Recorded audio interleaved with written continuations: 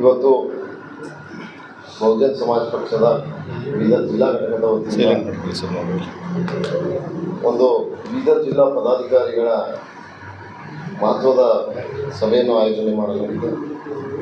ಈ ಒಂದು ಸಭೆಗೆ ನಮ್ಮ ಪಕ್ಷದ ರಾಜ್ಯಾಧ್ಯಕ್ಷರಾದ ಅಣ್ಣ ಎಂ ಕೃಷ್ಣಮೂರ್ತಿಯವರು ಆಗಮಿಸಿದ್ದಾರೆ ಮತ್ತು ನಮ್ಮ ಗುಲ್ಬರ್ಗ ಝೋನ್ನ ಏನು ಉಸ್ತುವಾರಿಗಳಾಗಿದ್ದಾರೆ ಎಲ್ಲ ಭೋಸ್ಲೆ ಸರ್ ಅವರು ಕೂಡ ಆಗಮಿಸಿದ್ದಾರೆ ಮತ್ತು ನಮ್ಮ ಪಕ್ಷದ ಬೀದರ್ ಜಿಲ್ಲೆಯ ರಾಜ್ಯ ಕಾರ್ಯದರ್ಶಿಗಳಾಗಿರ್ತಕ್ಕಂಥ ಅಣ್ಣ ಅಶೋಕ್ ಮಂಡಳ್ಕರ್ ಮತ್ತು ಜ್ಞಾನೇಶ್ವರ್ ಸಿಂಗಾರೆ ಮತ್ತು ಬೀದರ್ ಜಿಲ್ಲಾ ಘಟಕದ ಸಂಯೋಜಕರಾಗಿರ್ತಕ್ಕಂಥ ಅಣ್ಣ ರಾಜ್ಕುಮಾರ್ ಮುಳುವಾತಿ ಅವರು ಕೂಡ ಆಗಮಿಸಿದ್ದಾರೆ ಮತ್ತು ಪಕ್ಷದ ಜಿಲ್ಲಾಧ್ಯಕ್ಷರಾದ ಅಣ್ಣ ಕಪಿಲ್ ಗೋಡ್ಬೋಲೆ ಅವರು ಕೂಡ ಆಗಮಿಸಿದ್ದಾರೆ ಮತ್ತು ಜಿಲ್ಲೆಯ ಉಪಾಧ್ಯಕ್ಷರಾಗಿರ್ತಕ್ಕಂಥ ಸಹೋದರ ಸಚಿನ್ ಗಿರಿ, ಪ್ರಧಾನ ಕಾರ್ಯದರ್ಶಿಗಳಾಗಿರ್ತಕ್ಕಂಥ ಸಹೋದರ ಶಕ್ತಿಕಾಂತ್ ಭಾವಿದೊಡ್ಡಿ ಹಾಗೂ ಇನ್ನೋರ್ವ ನಮ್ಮ ಪಕ್ಷದ ಹಿರಿಯರಾಗಿರ್ತಕ್ಕಂಥ ಜಾಫರ್ ಖುರೇಶಿ ಅವರು ಇರ್ಬೋದು, ಅಂಬಾದಾಸ್ ಗಾಯಕ್ವಾಡ್ ಆಗಿರ್ಬೋದು, ಎಲ್ಲರೂ ಕೂಡ ಈ ಒಂದು ಮಹತ್ವದ ಸಭೆಗೆ ಆಗಮಿಸಿದ್ದಾರೆ. ಈ ಸಭೆ ಆರಂಭ ಆಗುವ ಮುನ್ನ ನಮ್ಮ ಪಕ್ಷದ ವತಿಯಿಂದ ಒಂದು ಪತ್ರಿಕಾಗೋಷ್ಠಿಯನ್ನು ಕರೆದಿದ್ದೇವೆ. ಈ ಪತ್ರಿಕಾಗೋಷ್ಠಿಗೆ ಬಂದಿರತಕ್ಕಂಥ ಎಲ್ಲ ನನ್ನ ಪತ್ರಿಕಾ ಮಾಧ್ಯಮದ ಸಹೋದರರಿಗೆ, ಅಣ್ಣ ತಮ್ಮಂದಿರಿಗೆ ಈ ಒಂದು ಪತ್ರಿಕಾಗೋಷ್ಠಿಗೆ ಸ್ವಾಗತವನ್ನು ಬಯಸುತ್ತಾ, ಈಗ ಈ ಮಹತ್ವದ ಪತ್ರಿಕಾಗೋಷ್ಠಿಯನ್ನು ಉದ್ದೇಶಿಸಿ ನಮ್ಮ ಪಕ್ಷದ ರಾಜ್ಯಾಧ್ಯಕ್ಷರಾದ ಅಣ್ಣ ಕೃಷ್ಣಮೂರ್ತಿಯವರು ಪತ್ರಿಕಾಗೋಷ್ಠಿಯನ್ನು ಕೊಡಬೇಕಂತ ಅವರಲ್ಲಿ ವಿನಂತಿಸಿಕೊಳ್ಳಿ. ಎಲ್ಲ ಗೌರವಾನ್ವಿತ ಮಾಧ್ಯಮದ ಮಿತ್ರರೇ, ಇವತ್ತು ಬಹುಜನ್ ಸಮಾಜ್ ಪಾರ್ಟಿ ಬೀದರ್ ಜಿಲ್ಲಾ ಘಟಕದ ಒಂದು ಸಭೆ ಇದೆ. ಇದರ ಜೊತೆಗೆ ನಿನ್ನೆ ಫೆಬ್ರವರಿ 1ರಂದು ಕೇಂದ್ರ ಸರ್ಕಾರದ ವಿತ್ತ ಸಚಿವೆ ಶ್ರೀಮತಿ ನಿರ್ಮಲಾ ಸೀತಾರಾಮನ್ ಅವರು 9ನೇ ಬಾರಿಗೆ ಕೇಂದ್ರದ ಬಜೆಟನ್ನು ಮಂಡಿಸಿದ್ದಾರೆ. ಸೊ ಈ ಬಜೆಟ್ನ ಕುರಿತು ಕೆಲವು ವಿಚಾರಗಳನ್ನು ಮಾಧ್ಯಮದ ಗೆಳೆಯರ ಜೊತೆ ಹಂಚ್ಕೊಳ್ಬೇಕಂತ ಹೇಳಿ ಇವತ್ತಿಲ್ಲಿ ನಾವು ಪತ್ರಿಕಾಗೋಷ್ಠಿಯನ್ನು ಕರೆದಿದ್ದೇವೆ. ಒಟ್ಟು ಬಜೆಟ್ನ ಮೊತ್ತ ಸುಮಾರು 53 ಲಕ್ಷ ಕೋಟಿ 47,000 ಕೋಟಿ ಇದೆ. 53,47,000 ಕೋಟಿ ರೂಪಾಯಿಗಳ ಬಜೆಟನ್ನು ಮಂಡಿಸಿದ್ದಾರೆ. ಸೊ ಇಷ್ಟು ದೊಡ್ಡ ಬಜೆಟನ್ನು ಮಂಡಿಸಿ ಮಾನ್ಯ ಪ್ರಧಾನಿಯವರು ಮಾತಾಡಿರೋಂಥದ್ದೇನು ಅಂದರೆ, ಇದು ವಿಕಸಿತ ಭಾರತಕ್ಕೆ ಪೂರಕವಾದಂಥ ಬಜೆಟ್ ಅಂತ ಹೇಳ್ತಾರೆ. ಇವರ ದೃಷ್ಟಿನಲ್ಲಿ ವಿಕಸಿತ ಭಾರತ ಅಂತಂದರೆ ಕೇವಲ ಕಾರ್ಪೊರೇಟ್ ವಲಯ ಮತ್ತು ಉದ್ಯಮಿಗಳಿಗೆ ಅತಿ ಹೆಚ್ಚಿನ ಲಾಭ ತಂದುಕೊಡ್ತಕ್ಕಂಥ ಏನು ಬಜೆಟ್ ಇದೆ, ಅದನ್ನೇ ವಿಕಸಿತ ಭಾರತ ಬಜೆಟ್ ಅಂತ ಮಾತಾಡ್ತಾ ಇದ್ದಾರೆ. ಈ ಕಳೆದ 5 ವರ್ಷಗಳಿಂದ ಈ ದೇಶದ ಉದ್ಯಮಿಗಳು, ಕಾರ್ಪೊರೇಟ್ ಸೆಕ್ಟರ್ ಸುಮಾರು 180% ಲಾಭ ಗಳಿಸಿವೆ. ಅಂದರೆ ಕಾರ್ಪೊರೇಟ್ ವಲಯಕ್ಕೆ ಸಂಬಂಧಪಟ್ಟಂಥ ಯೋಜನೆಗಳನ್ನು ಪ್ರತ್ಯಕ್ಷವಾಗಿ ಮತ್ತು ಪರೋಕ್ಷವಾಗಿ ರೂಪಿಸೋದ್ರ ಮುಖಾಂತರ ಉದ್ಯಮಿಗಳಿಗೆ ಅನುಕೂಲವನ್ನು ಮಾಡಿಕೊಡ್ತಾ ಇದೆಯೇ ಹೊರತು ಈ ದೇಶದ ರೈತರು, ಈ ದೇಶದ ಕಾರ್ಮಿಕರು, ಈ ದೇಶದ ನಿರುದ್ಯೋಗಿ ಯುವಜನರು ಮತ್ತು ಈ ದೇಶದ ಹಿಂದುಳಿದ ಜಾತಿಗಳು ಮತ್ತು SC/STಗಳನ್ನು ಸಂಪೂರ್ಣವಾಗಿ ನರೇಂದ್ರ ಮೋದಿ ನೇತೃತ್ವದ ಸರ್ಕಾರದ ಬಜೆಟ್ ಕಡೆಗಣಿಸ್ತಾ ಬಂದಿದೆ ಅಂತ ನಾನು ಹೇಳಲಿಕ್ಕೆ ಬಯಸ್ತೇನೆ.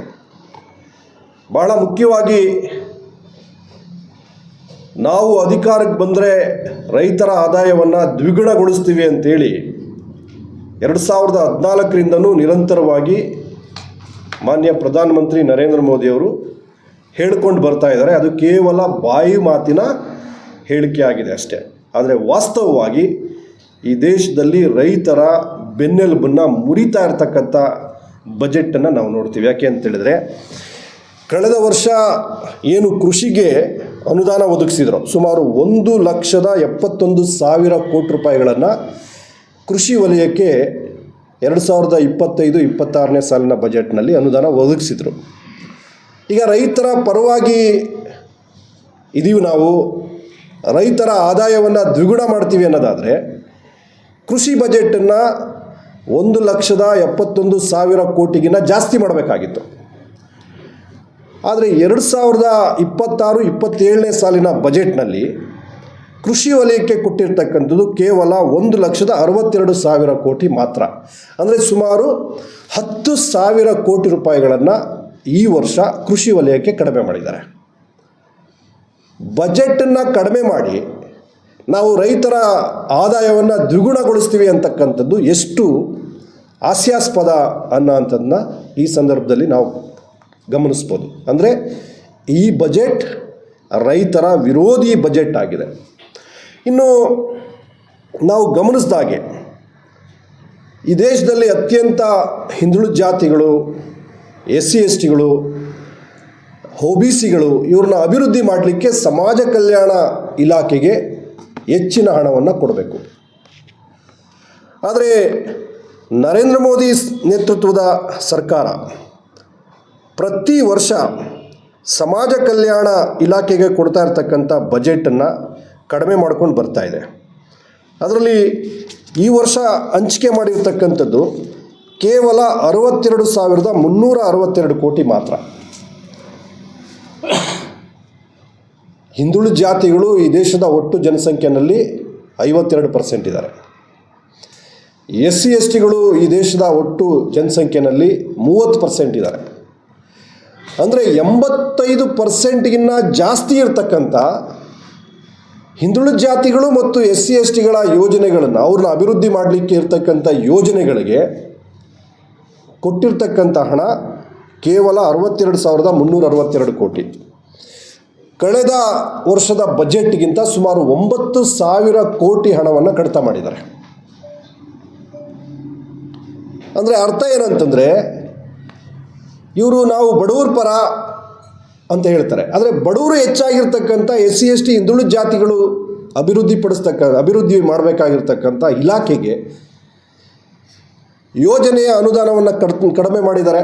ಸುಮಾರು 9,000 ಕೋಟಿ ಹಣವನ್ನು ಕಡಿತ ಮಾಡಿರೋದ್ರಿಂದ ಈ ಬಾರಿ SC ST OBC ವಿದ್ಯಾರ್ಥಿಗಳಿಗೆ ಸ್ಕಾಲರ್ಶಿಪ್ಗೆ ಕೊರತೆ ಉಂಟಾಗುತ್ತೆ.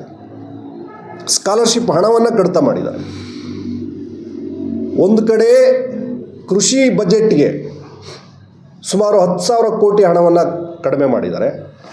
ಇನ್ನೊಂದು ಕಡೆ ಸಮಾಜ ಕಲ್ಯಾಣ ಇಲಾಖೆಗೆ 9,000 ಕೋಟಿ ಅನುದಾನವನ್ನು ಕಡಿಮೆ ಮಾಡೋದ್ರ ಮುಖಾಂತರ SC ST ಮತ್ತು OBCಗಳ ಹೇಳಿಕೆಯ ವಿರುದ್ಧವಾದಂಥ ಒಂದು ಬಜೆಟನ್ನು ಮಂಡಿಸಿದ್ದಾರೆ. ಇನ್ನು ಯಾವಾಗಲೂ ದೇಶ ಅಭಿವೃದ್ಧಿ ಆಗಬೇಕಂತಂದರೆ ಶಿಕ್ಷಣ ವಲಯಕ್ಕೆ ಅತಿ ಹೆಚ್ಚು ಪ್ರಾತಿನಿಧ್ಯವನ್ನು ಕೊಡಬೇಕು ಅಂತ ಅಮೇರಿಕಾದಂಥ ಮುಂದುವರೆದ ದೇಶಗಳು ತಮ್ಮ ಬಜೆಟ್ನ 10%ಕ್ಕಿಂತ ಹೆಚ್ಚು, 10-12%ಗಿಂತ ಜಾಸ್ತಿ ಹಣವನ್ನು GDPಯ GDPಯ ಒಟ್ಟು ಮೊತ್ತದಲ್ಲಿ 10-12% ಖರ್ಚು ಮಾಡ್ತಾರೆ. ಭಾರತ ಕೂಡ ಒಂದು ಕ್ರೈಟೀರಿಯಾ, ನಾವು 5-6% ಶಿಕ್ಷಣದ ಅಭಿವೃದ್ಧಿಗೆ ಹಣ ಬಳಸ್ತೇವೆ ಅಂತ ಮಾತಾಡ್ತಾರೆ. ಆದರೆ ಈ ಬಜೆಟ್ನಲ್ಲಿ ಶಿಕ್ಷಣ ಕ್ಷೇತ್ರಕ್ಕೆ ಕೊಟ್ಟಿರ್ತಕ್ಕಂಥದ್ದು ಕೇವಲ 2.7% ಮಾತ್ರ.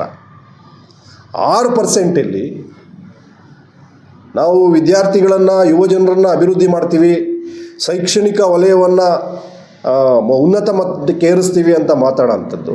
ಆದರೆ ಇಲ್ಲಿ GDPಯ ಕೇವಲ 2.5% ಮಾತ್ರ, 7% ಮಾತ್ರ ಇವತ್ತು ಶಿಕ್ಷಣಕ್ಕೆ ಹಣ ಕೊಟ್ಟಿದ್ದಾರೆ. ಆದರೆ ಈ ಒಟ್ಟು ಮೊತ್ತ 1,39,000 ಕೋಟಿ ಹಣವನ್ನು ನಾವು ಶಿಕ್ಷಣ ವಲಯಕ್ಕೆ ಕೊಟ್ಟಿದ್ದೀವಿ ಅಂತ ಹೇಳ್ತಾರೆ. ಆದರೆ ದೇಶದ ಒಟ್ಟಾರೆ ಶಿಕ್ಷಣ ಕ್ಷೇತ್ರಕ್ಕೆ ಕೇಂದ್ರ ಸರ್ಕಾರದ ಕೊಡುಗೆ ಎಷ್ಟಪ್ಪ ಅಂದರೆ 0.5% ಮಾತ್ರ. ಉಳಿದಂಥ ಎಲ್ಲ ಹೊಣೆ ರಾಜ್ಯ ಸರ್ಕಾರಗಳ ಮೇಲೆ ಬಿದ್ದಿದೆ.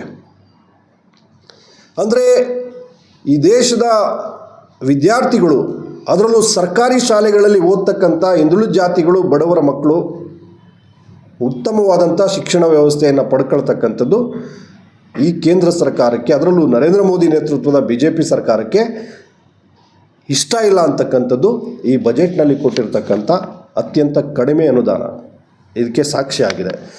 ಇನ್ನು ಆರೋಗ್ಯ ಕ್ಷೇತ್ರ ಬಹಳ ದೊಡ್ಡದು. ಈ ದೇಶದಲ್ಲಿ ಹಿಂದುಳಿದ ಜಾತಿಗಳು, ಬಡವರು ಡಿಪೆಂಡ್ ಆಗಿರ್ತಕ್ಕಂಥದ್ದು ಸರ್ಕಾರಿ ಆರೋಗ್ಯ ವಲಯವನ್ನು ಇವತ್ತೇನು ಅವರು ಅವಲಂಬಿಸಿದ್ದಾರೆ. ಆದರೆ ಆರೋಗ್ಯ ಕ್ಷೇತ್ರಕ್ಕೆ ಮುಂದುವರೆದ ದೇಶಗಳು 14% ಖರ್ಚು ಮಾಡ್ತವೆ. 10-14% ಆರೋಗ್ಯ ಕ್ಷೇತ್ರಕ್ಕೆ ಹಣ ಖರ್ಚು ಮಾಡ್ತವೆ ತಮ್ಮ GDPನಲ್ಲಿ. ಆದರೆ ಭಾರತದ ಸರ್ಕಾರ, ಕೇಂದ್ರ ಸರ್ಕಾರ ಈ ಬಾರಿ ಏನು ಆರೋಗ್ಯ ಕ್ಷೇತ್ರಕ್ಕೆ ಕೊಟ್ಟಿರ್ತಕ್ಕಂಥ ಹಣ ಇದೆಯಲ್ಲ, ಅದು ಕೇವಲ 1.8% ಮಾತ್ರ. ಅಂದರೆ ನಾಟ್ ಇವನ್ 2%.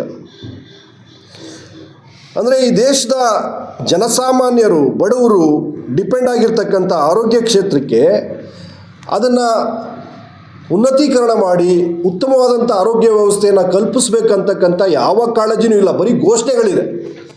ಈ ಬಜೆಟ್ನಲ್ಲಿ 3 ಹೊಸದಾಗಿ ಏಮ್ಸ್ಗಳನ್ನ ನಾವು ಪ್ರಾರಂಭ ಮಾಡ್ತೀವಿ ಅಂತ. ಏಮ್ಸು ದಕ್ಷಿಣ ಭಾರತಕ್ಕೆ ಇಲ್ಲವೇ ಇಲ್ಲ. ಕರ್ನಾಟಕದಲ್ಲಿ ರಾಯಚೂರಲ್ಲಿ ಏಮ್ಸ್ ಬರಬೇಕಂತೇಳಿ 16 ವರ್ಷಗಳಿಂದ ಹೋರಾಟ ನಡೀತಾ ಇದೆ. ಹಾಗೆ ಕೇರಳದಲ್ಲೂ ಕೂಡ ಹೋರಾಟ ನಡೀತಾ ಇದೆ. ಈಗ ಘೋಷಣೆ ಮಾಡಿರ್ತಕ್ಕಂಥ ಏಮ್ಸ್ ಹಾಸ್ಪಿಟ್ಲ್ಗಳು ಉತ್ತರ ಭಾರತಕ್ಕೆ ಸೀಮಿತ ಆಗಿದೆ. ಸೊ 1,04,599 ಕೋಟಿ ರೂಪಾಯಿಗಳನ್ನು ಆರೋಗ್ಯ ವಲಯಕ್ಕೆ ನಾವು ಕೊಟ್ಟಿದ್ದೀವಿ ಅಂತ ಹೇಳೋದಾದ್ರೂ, ಈ ಬಜೆಟ್ನಲ್ಲಿ ಒಟ್ಟು GDPಯ ಕೇವಲ 1.8% ಮಾತ್ರ ಕೊಡುಗೆ ಕೊಟ್ಟಂಗಿದೆ ಆರೋಗ್ಯ ಕ್ಷೇತ್ರಕ್ಕೆ. ಆದರೆ ವಾಸ್ತವ ಏನಂತಂದರೆ, ಕೇಂದ್ರ ಸರ್ಕಾರ ಕೊಡ್ತಕ್ಕಂಥ 1,04,000 ಕೋಟಿಯನ್ನು ಒಳಗೊಂಡಂತೆ ಇಡೀ ದೇಶಕ್ಕೆ ರಾಜ್ಯದ ಪಾಲನ್ನು ತೆಗೆದರೆ 0.3 to 4% ಮಾತ್ರ, ನಾಟ್ ಇವನ್ 1% ಕೇಂದ್ರ ಸರ್ಕಾರ ಆರೋಗ್ಯ ವಲಯಕ್ಕೆ ಖರ್ಚು ಮಾಡ್ತಾ ಇರೋದು. ಉಳಿದಂಥ ಹೊರೆಯನ್ನು ರಾಜ್ಯ ಸರ್ಕಾರಗಳು ಹೊರ್ತಾ ಇವೆ. ಶಿಕ್ಷಣ ಮತ್ತು ಆರೋಗ್ಯ ಕ್ಷೇತ್ರವನ್ನು ಸಂಪೂರ್ಣವಾಗಿ ಕೇಂದ್ರ ಬಜೆಟ್ಟು ನಿರಂತರವಾಗಿ ನಿರ್ಲಕ್ಷ್ಯ ಮಾಡ್ಕೊಂಡು ಬರ್ತಾ ಇದೆ. ಆ ಮುಖಾಂತರ ಈ ದೇಶದ ಬಡವರಿಗೆ ಉತ್ತಮವಾದಂಥ ಶಿಕ್ಷಣ ಸಿಕ್ಕಬೇಕಂತಕ್ಕಂಥ ಯಾವುದೇ ಕಾಳಜಿ ಈ ದೇಶದ ಕೇಂದ್ರ ಸರ್ಕಾರಕ್ಕೆ ಇಲ್ಲ ಅಂತಕ್ಕಂಥದ್ದನ್ನ ನಾವು ಈ ದೃಷ್ಟಿನಲ್ಲಿ ನಾವು ನೋಡಬೇಕಾಗುತ್ತೆ. ಇನ್ನು ಬಹಳ ಮುಖ್ಯವಾಗಿ ನಾವು ಸಾರಿಗೆಯನ್ನು ಅಭಿವೃದ್ಧಿ ಮಾಡಿದ್ದೀವಿ. ಸಾರಿಗೆ ಎಷ್ಟು ಬಜೆಟ್ನ ಹಣ ಕೊಟ್ಟಿದ್ದೀವಿ, 5,90,000 ಕೋಟಿ ಹಣ ನಾವು ಸಾರಿಗೆ ಅಭಿವೃದ್ಧಿಗೆ ಕೊಡ್ತಾ ಇದ್ದೀವಿ ಅಂತ ಹೇಳ್ತಾರೆ. ಹಿಂದೆ ರೈಲ್ವೆ ಬಜೆಟ್ಟು ಸಪ್ರೇಟಾಗಿ ಆಗ್ತಾಯಿತ್ತು. ಈಗ ರೈಲ್ವೆ, ರಸ್ತೆ ಸಾರಿಗೆ, ವಿಮಾನಯಾನ ಎಲ್ಲನೂ ಸೇರಿಸ್ಕೊಂಡು 5,09,000 ಕೋಟಿ ಅಂತ ಹೇಳ್ತೀರಿ. ಹೌದು, ಸಾರಿಗೆಗೆ ಅಷ್ಟು ಕೊಟ್ಟರೂ ಕೂಡ ಇವತ್ತಿನ ಜನಸಂಖ್ಯೆಗೆ ಅನುಗುಣವಾದಂಥ ಸಾರಿಗೆ ವ್ಯವಸ್ಥೆ ಏನಿದೆ, ಉತ್ತಮವಾದಂಥ ಸಾರಿಗೆ ವ್ಯವಸ್ಥೆಯನ್ನು ರೂಪಿಸಲಿಕ್ಕೆ ಹಣ ಸಾಲ್ತಾ ಇಲ್ಲ ಅದು. ಸೊ ಅದನ್ನು ನಾವು ಗಮನಿಸೋದಾದರೆ ಇವರು ಬರೀ ಘೋಷಣೆಗಳನ್ನ ಮಾಡ್ತಾ ಇದ್ದಾರೆ ಹೊರತು ಯಾವ ಕಾರಣಕ್ಕೂ ದೇಶ ನಿಜವಾಗ್ಲೂ ಅಭಿವೃದ್ಧಿ ಆಗ್ತಾ ಇದೆ ಅನ್ನೋದಲ್ಲ. ದೇಶ ನಿಜವಾಗ್ಲೂ ಅಭಿವೃದ್ಧಿ ಆಗ್ತಾ ಇದೆಯಾ ಇಲ್ವಾ ಅನ್ನೋದಕ್ಕೆ ಭಾಳ ಬೆಸ್ಟ್ ಎಕ್ಸಾಂಪಲ್ ಯಾವುದಪ್ಪ ಅಂತಂದರೆ, ಈಗ ಈ ಬಜೆಟ್ನ ಒಟ್ಟು 53,47,000 ಕೋಟಿಯ ಒಟ್ಟು ಬಜೆಟ್ನ ಅನುಷ್ಠಾನ ಇದೆಯಲ್ಲ, ಅನುಷ್ಠಾನಕ್ಕೆ ಸುಮಾರು 17 ಲಕ್ಷ ಕೋಟಿ ರೂಪಾಯಿಗಳನ್ನ ಸಾಲ ಮಾಡಬೇಕಾಗಿದೆ.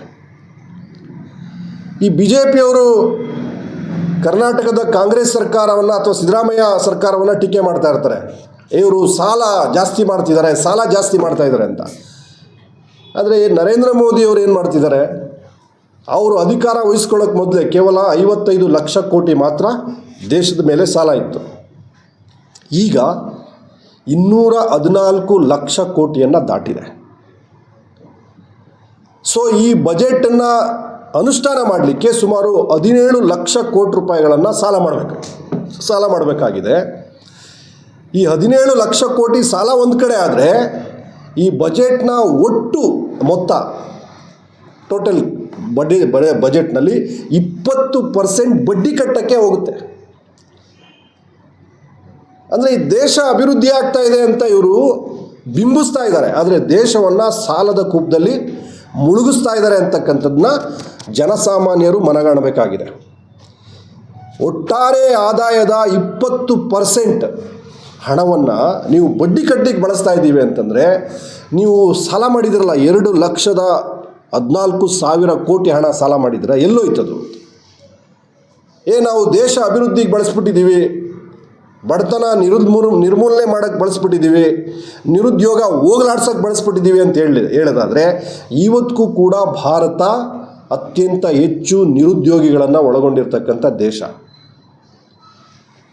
ಯುವಕರನ್ನ ಒಳಗೊಂಡಿರ್ತಕ್ಕಂಥ ದೇಶ, ಅತ್ಯಂತ ಹೆಚ್ಚು ನಿರುದ್ಯೋಗಿಗಳನ್ನು ಒಳಗೊಂಡಿರ್ತಕ್ಕಂಥ ದೇಶ. ಹಾಗಿದ್ರೆ ನೀವು ಯಾವ ಪ್ರಮಾಣದ ನಿರುದ್ಯೋಗವನ್ನು ಹೋಗಲಾಡಿಸಿದ್ದೀರಿ? ಇದಕ್ಕೆ ಉತ್ತರ ಕೊಡಬೇಕು ಸರ್ಕಾರ. ಇಡೀ ಬಜೆಟ್ನಲ್ಲಿ ಸರ್ಕಾರಿ ಕ್ಷೇತ್ರದಲ್ಲಿ ಉದ್ಯೋಗವನ್ನು ಭರ್ತಿ ಮಾಡ್ತಕ್ಕಂಥ ಯಾವ ಪ್ರಸ್ತಾಪನೂ ಇಲ್ಲ. ನಾಚಿಕೆಗೇಡಿದು ನನ್ನ ಪ್ರಕಾರ. ಇನ್ನು ಖಾಸಗಿ ಕ್ಷೇತ್ರದಲ್ಲಿ ಉದ್ಯೋಗ ಸೃಷ್ಟಿ ಆಗುತ್ತೆ ಅಂತ ಹೇಳ್ತಾ ಇದ್ದಾರೆ. ಎಷ್ಟು ಪ್ರಮಾಣದ ಉದ್ಯೋಗ ಸೃಷ್ಟಿ ಆಗುತ್ತೆ ಅಂತೇಳಿ ಸರ್ಕಾರದ ಬಳಿ ಯಾವ ಅಂಕಿಅಂಶಗಳೇ ಇಲ್ಲ. ಅಂದರೆ ನಿರುದ್ಯೋಗಿಗಳ ಮೂಗುಗೆ ತುಪ್ಪ ಹಚ್ತಾ ಇದ್ದೀರ ಅಷ್ಟೇ ನೀವು. ಆಮೇಲೆ ಶಿಕ್ಷಣ ಕ್ಷೇತ್ರದಲ್ಲಿ ಅಗಾಧವಾದಂಥ ಕ್ರಾಂತಿ ಮಾಡ್ತೀವಿ, ಇಂಡಸ್ಟ್ರಿಯಲ್ ಏರಿಯಾ ಪಕ್ಕ ಯೂನಿವರ್ಸಿಟಿ ಟೌನ್ಶಿಪ್ ಮಾಡ್ತೀವಿ 5 ಕಡೆ. ಅದೆಲ್ಲ ಮುಂದಿನ ನೆಕ್ಸ್ಟ್ ಜನ್ರೇಷನ್ಗೆ. ಈಗ ಅಲ್ಲಿ ನಿರುದ್ಯೋಗಿಗಳಿದಾರಲ್ಲ, ಅವ್ರಿಗೇನು ಮಾಡ್ತಾ ಇದ್ದೀರಿ ನೀವು? ಇದಕ್ಕೆ ಉತ್ತರ ಇಲ್ಲ. ಇನ್ನು ಬಹಳ ಮುಖ್ಯವಾಗಿ ರೈತರನ್ನ ನೀವು ಅಭಿವೃದ್ಧಿ ಮಾಡ್ತೀನಿ ಅನ್ನೋದಾದರೆ ಗೊಬ್ಬರ, ಅದ್ರ ಮೇಲೆ ಸಬ್ಸಿಡಿ ಜಾಸ್ತಿ ಮಾಡಬೇಕು. ರೈತರು ಬಳಸ್ತಕ್ಕಂಥ ಗೊಬ್ಬರದ ಮೇಲೆ ಸಬ್ಸಿಡಿ ಜಾಸ್ತಿ ಮಾಡಬೇಕು. ರೈತರು ಬೆಳೀತಕ್ಕಂಥ ಬೆಳೆಗಳಿಗೆ ಸೂಕ್ತ ಬೆಲೆ ಸಿಗ್ತಕ್ಕಂಥ ಮಾರುಕಟ್ಟೆಯನ್ನು ನಿರ್ಮಾಣ ಮಾಡಬೇಕು. ಅದ್ರ ಬಗ್ಗೆ ಪ್ರಸ್ತಾಪ ಇಲ್ಲ. ರೈತರು ಬೆಳೆದಂಥ ಬೆಳೆಗಳನ್ನು ಸಂರಕ್ಷಣೆ ಮಾಡಬೇಕು. ಯಾಕೆ ಅಂತಂದರೆ ರೈತರು ಬೆಳೆದಂಥ ಸುಮಾರು ಒಂದು ವರ್ಷದಲ್ಲಿ 1,00,000 ಕೋಟಿಯಷ್ಟು ರೈತರು ಬೆಳೆದಂಥ ಏನು ಬೆಳೆಗಳು ನಾಶ ಆಗ್ತಾ ಇದೆ. ಆ ಬೆಳೆಗಳನ್ನು ಸಂರಕ್ಷಣೆ ಮಾಡಲಿಕ್ಕೆ ಏನು ಗೋಡನ್ಗಳು, ಶೈಥಿಲೀಕರಣ ಇರ್ತಕ್ಕಂಥ ಗೋಡನ್ಗಳ ನಿರ್ಮಾಣ ಆಗಬೇಕು. ಅದಕ್ಕೆ ಬಡ್ಜೆಟಲ್ಲಿ ಹಣ ಇಲ್ಲ. ಸೊ ಇದನ್ನೆಲ್ಲ ಗಮನಿಸೋದಾದರೆ ಕೇವಲ ರೈತರ ಬಗ್ಗೆ ಮೊಸಳೆ ಕಣ್ಣೀರು ಹಾಕ್ತಾರೆ ಹೊರತು ರೈತರ ಬಗ್ಗೆ ಏನು ಅವ್ರಿಗೆ ಮೂಗಿಗೆ ತುಪ್ಪ ಸವರ್ತಕ್ಕಂಥ ಕೆಲಸ ಮಾಡ್ತಾ ಇದ್ದಾರೆ ಹೊರತು ಈ ದೇಶದ ರೈತರ ಸಮಸ್ಯೆಗಳನ್ನಾಗಲಿ, ಈ ದೇಶದ ಯುವಜನರಿಗೆ ಉದ್ಯೋಗ ಕೊಡ್ತಕ್ಕಂಥ ಯೋಜನೆಗಳನ್ನಾಗಲಿ ಈ ಸರ್ಕಾರ ರೂಪಿಸ್ತಾ ಇಲ್ಲ. ಇನ್ನು ಕಾರ್ಮಿಕ ಇಲಾಖೆಗೆ ಸಂಬಂಧಪಟ್ಟಂಥ ಸಾಮಾಜಿಕ ಏಳಿಗೆಗೆ ಸಂಬಂಧಪಟ್ಟಂತೆ ಕಾರ್ಮಿಕ ಇಲಾಖೆಗೆ ಈ ಬಾರಿ ಕಳೆದ ಬಜೆಟ್ಗಿಂತ 128 ಕೋಟಿ ಹಣವನ್ನು ಕಡಿಮೆ ಮಾಡಿದೆ. ಈ ದೇಶ ಇವತ್ತು ಅತಿ ಹೆಚ್ಚು ಕಾರ್ಮಿಕರನ್ನು ಒಳಗೊಂಡಂಥ ದೇಶ ಇದು. ಕಾರ್ಮಿಕರ ಯೋಜನೆಗಳಿಗೆ ಹಣ ಕಡಿತ ಮಾಡ್ತಾ ಇದ್ದೀರಿ ಅಂತಂದರೆ ನೀವು ಬಡವರ ವಿರುದ್ಧ ಇದ್ದೀರಿ, ಕಾರ್ಮಿಕರ ವಿರುದ್ಧ ಇದ್ದೀರಿ ಅಂತ.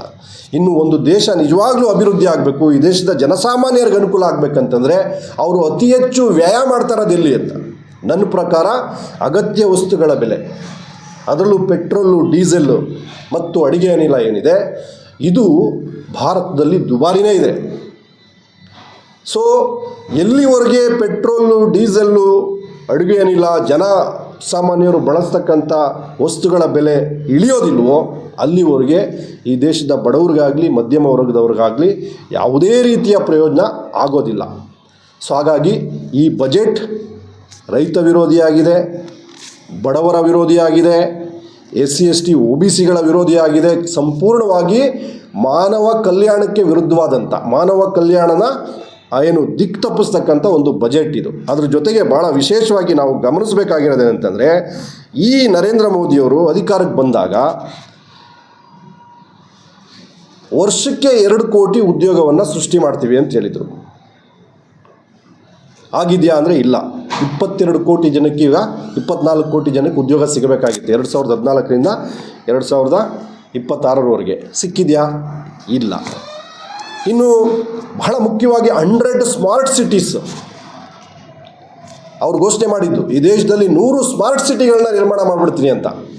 ಎಂಥ ದುರಂತ ಅಂತಂದರೆ ಈ ಬಜೆಟ್ನಲ್ಲಿ ಸ್ಮಾರ್ಟ್ ಸಿಟಿಗೆ ಹಣನೇ ಇಲ್ಲ. ಹೆಂಗಿದ್ರೆ ಸ್ಮಾರ್ಟ್ ಸಿಟಿ ಆಗೋಗಿದೆಯಾ? ನಿರ್ಮಾಣ ಆಯಿತಾ? ಇಲ್ಲ.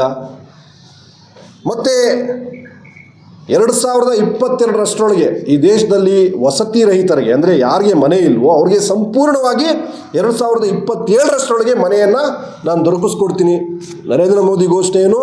ಪಕ್ಕಾ ಮನೆ, ಆ ಮನೆಗೆ ನೀರು ಜೊತೆಗೆ ಗ್ಯಾಸ್ ಪೈಪ್ಲೈನ್ ಸಂಪರ್ಕ ಅಂತ ಹೇಳಿದ್ರು. ನೀವು ನೀರು, ಗ್ಯಾಸ್ ಲೈನು ಸಂಪರ್ಕ ಕೊಡೋದು ಅಲ್ಲಿರಲಿ, ಮನೆ ನಿರ್ಮಾಣ ಮಾಡಲಿಕ್ಕೆ ಬಡವರಿಗೆ ಈ ಬಜೆಟ್ನಲ್ಲಿ ಹಣನೇ ಕೊಟ್ಟಿಲ್ಲ. ಸೊ ಹಂಗಿದ್ರೆ ಘೋಷಣೆಗಳೆಲ್ಲ ಬರೀ ಪೊಳ್ಳು ಘೋಷಣೆಗಳೇ. ಈ ಬಜೆಟ್ಟು ಹಾಗೇನೆ.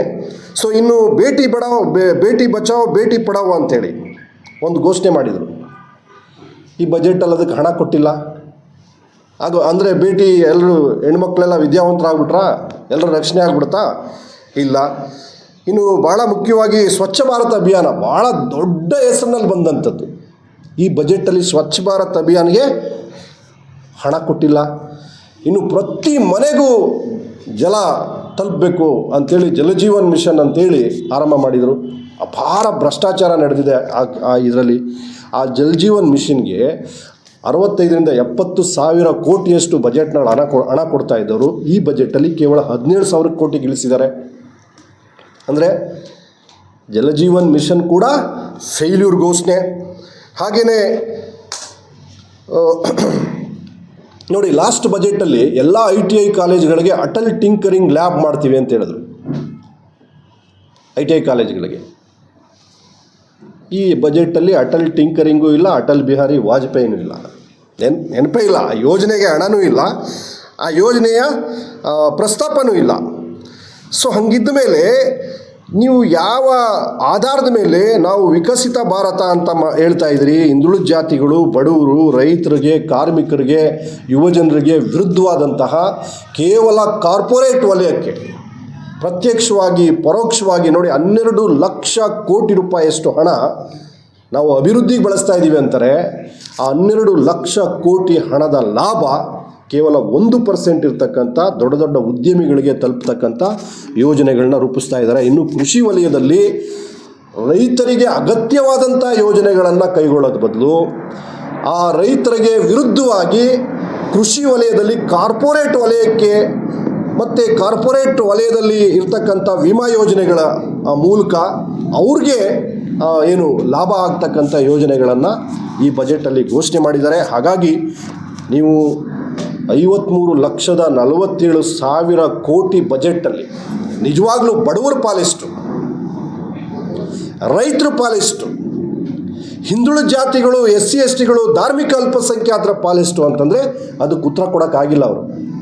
ನಿನ್ನೆ ಒಂದು ನಿರ್ಮಲಾ ಸೀತಾರಾಮನ್ ಅವರು ಒಂದು ಯಾವುದೋ ಮಾಧ್ಯಮದ ಸಂದರ್ಶನ ಮಾಡ್ತಾ ಇದ್ದಾರೆ. ನೇರವಾಗಿ ಒಂದು ಪ್ರಶ್ನೆ ಕೇಳಿದ್ದಾರೆ, ಮಧ್ಯಮ ವರ್ಗಕ್ಕೆ ಈ ಬಜೆಟ್ನ ಕೊಡುಗೆ ಏನು ಅಂತಂದರೆ ನಿರ್ಮಲಾ ಸೀತಾರಾಮನ್ ಉತ್ತರ ಕೊಡೋಕ್ಕೆ ಆಗಿಲ್ಲ.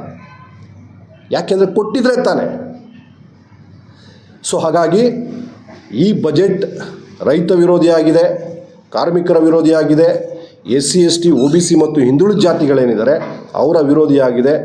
ಮತ್ತು ಆರೋಗ್ಯ ಮತ್ತು ಶಿಕ್ಷಣ ವ್ಯವಸ್ಥೆ ಹಾಗೂ ಉದ್ಯೋಗ ಸೃಷ್ಟಿಯನ್ನು ಸಂಪೂರ್ಣವಾಗಿ ನಿರ್ಲಕ್ಷ್ಯ ಮಾಡಿರ್ತಕ್ಕಂಥ ಬಜೆಟ್ ಇದು ಕಾರ್ಪೊರೇಟ್ ಕುಳಗಳಿಗೆ, ಉದ್ಯಮಿಗಳಿಗೆ ಅಗಾಧವಾದಂಥ ಲಾಭ ಮಾಡಿಕೊಡ್ತಕ್ಕಂಥ ಬಜೆಟ್ ಆಗಿದೆ ಅಂತ ಹೇಳ್ಬೋದೇ ಹೊರತು ಇದು ಖಂಡಿತವಾಗ್ಲೂ ವಿಕಸಿತ ಭಾರತದ ಬಜೆಟ್ ಅನ್ನೋದಕ್ಕಿಂತ ಯುವಜನರನ್ನು, ರೈತರನ್ನು, ಕಾರ್ಮಿಕರನ್ನು, ಅವರ ಬದುಕನ್ನು ಮತ್ತಷ್ಟು ಹಿನ್ನಡೆಗೆ ತಳ್ಳತಕ್ಕಂಥ ಒಂದು ಬಜೆಟ್ ಅಂತ ಹೇಳಲಿಕ್ಕೆ ಬಹುಜನ್ ಸಮಾಜ್ ಪಾರ್ಟಿ ಬಯಸುತ್ತೆ.